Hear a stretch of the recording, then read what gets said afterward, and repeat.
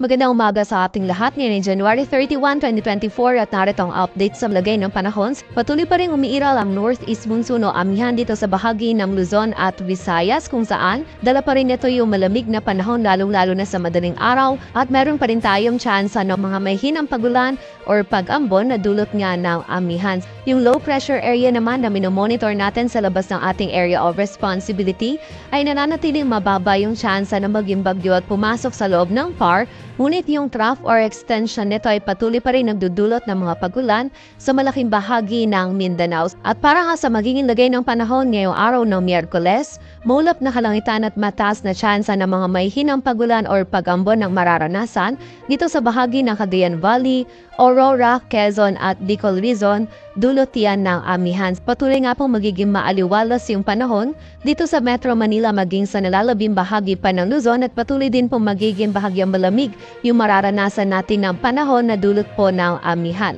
Agwat ang temperatura dito sa Metro Manila ay mula 21 to 30 degrees Celsius. Samantala sa bahagi naman ng Visayas at Mindanao, ang bahagi ng Northern Samar ay makaranas din ng maulap na kalangitan at mga may hinang pagulan or pagambon na dulot ng amihan. Samantala, ang Western Visayas maging ang Palawan ay magiging bahagyang maulap hanggang sa maulap din yung kalangitan at meron pa rin pong posibilidad ng mga isolated na mga may hinang pagulan or pagambon na dulot pa rin po yan ng northeast monsoon o amihan. Dito naman sa area ng Central Visayas, nalalabing bahagi pa ng Eastern Visayas, Caraga, Northern Mindanao, Sorsogon at Davao Region ay patuloy pong makakaranas dyan ng maulan na panahon or magiging mataas pa rin yung tsansa ng mga pagulan, pagkidlat at pagkulog dulot yan ng trough ng low pressure areas. Sa nalalabing bahagi naman ng Mindanao ay meron tayong mga posibilidad pa rin ng mga isolated mga pagulan dulot ng trough ng LPA at ng mga localized thunderstorms. Agwat ang temperatura sa Cebu ay mula 25 to 28 degrees Celsius at sa Davao naman ay 24 to 26 degrees Celsius. At para naman sa lagay ng dagat baybayin ng ating bansa, dulot pa rin ng amihan ay meron pa rin tayong nakataas na gale warning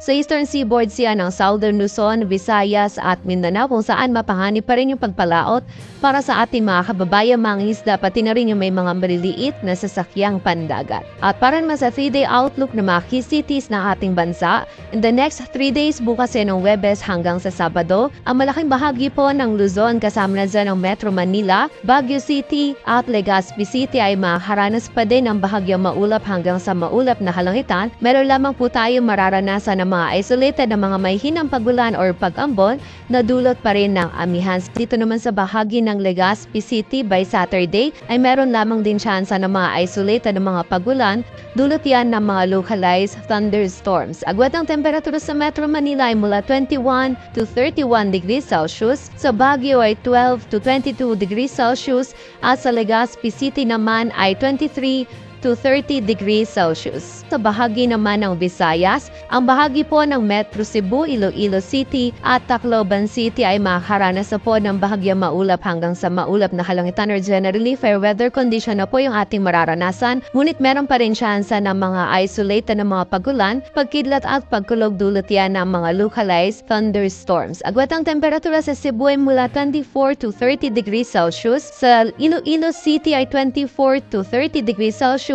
at sa Tacloban City naman ay 23 to 31 degrees Celsius. Sa bahagi naman ng Mindanao, bukas ng Webes, ang bahagi ng Metro Davao at Cagayan de Oro City ay patuloy pa nga rin pong makakaranas ng maulan na panahon or mataas pa rin po yung tsansa ng mga kalat-kalat na pagulan, pagkilat at pagkulog dulot yan ng trough ng low pressure area. Ngunit by Friday and Saturday ay mababawasan na po yung mga pagulan nito, ngunit meron pa rin tayong posibilidad ng mga isolated na mga pagulan, pagkilat at pagkulog dulot yan ng mga localized thunderstorms. Sa bahagi naman ng Zamboanga City bukas ay meron lamang tayong mga isolated na mga pagulan, ngunit by Friday ay posible pong maging mataas yung tsansa ng mga pagulan, pagkidlat at pagkulob, dulot pa rin po yan ng trough ng LPA. And by Saturday naman ay mababawasan po muli yung mga pagulan nito, ngunit may tsansa pa din ng mga isolated na mga pagulan, dulot yan ng mga localized thunderstorms. Agwat ang temperatura sa Metro Davao ay mula 24 to 30 degrees Celsius, sa Cagayan de Oro City ay 24 to 30 degrees Celsius at sa Zamboanga City naman ay 23 to 32 degrees Celsius.